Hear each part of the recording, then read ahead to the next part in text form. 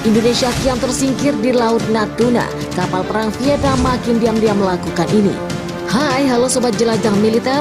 Laut Natuna salah satu perairan yang terbentang dari Kepulauan Natuna hingga Kepulauan Lingga. Sudah sejak lama menjadi perlintasan laut utama dunia. Laut Natuna juga menjadi batas negara. Ironisnya, armada Indonesia di perairan ini justru kian tersingkir. Indonesia di Laut Natuna sudah semakin tersingkir. Menjadi kalimat pertama yang disampaikan oleh Ketua Aliansi Pasukan Angkatan Laut Indonesia di Natuna. Ketika menceritakan nasib dan kondisi para tentara di tengah semakin seringnya kapal-kapal perang asing di wilayah itu. Beberapa kali Komando Indonesia setempat mereka merekam aktivitas kapal-kapal perang asing itu dan viral di media sosial. Namun bagai angin lalu, pihak berwenang tidak melakukan apapun yang membuat perubahan berarti.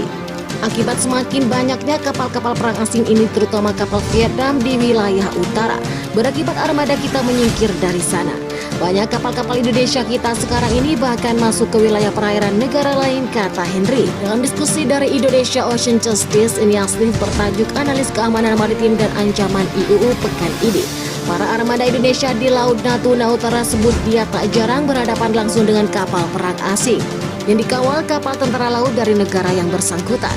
Para pegiat Indonesian Ocean Justice yang menggunakan teknologi Automatic Identification System dan citra satelit juga menunjukkan banyaknya kapal asing beroperasi di Laut Natuna Utara. Juru bicara IOJ Imam Prangkoso mengatakan regulasi belum mengakomodir perkembangan pesat gerakan dan teknologi kapal asing yang semakin canggih dan modus yang semakin beragam. Kita mulai sekarang perlu melakukan kewaspadaan, perlu meningkatkan tingkat deteksi. Kapal-kapal riset canggih itu saat melintas perairan batas negara melakukan aktivitas lain. Tidak melanggar hukum Kepres 34 tahun 2002. Tentang rencana aksi kebijakan maritim menyebutkan 9 aktivitas penguatan penegakan hukum laut. Sayangnya 9 aktivitas itu belum menyentuh teknologi kapal riset canggih yang melintas, jelas Imam. Hingga kapal ikan asing bendera Vietnam tangkap oleh kapal perang Republik Indonesia Jeep Tani DPD 38 dan KRI Tuanku Imam Bonjol IBL 383 di Laut Natuna Utara. Pada hari Selasa pada Minggu, Komandan KRI TPD 381 Letkol Laut P. Irwan mengatakan penangkapan berawal ketika IRRI Cipta di 381 tengah melaksanakan operasi penegakan kedaulatan dan hukum di Laut Natuna Utara.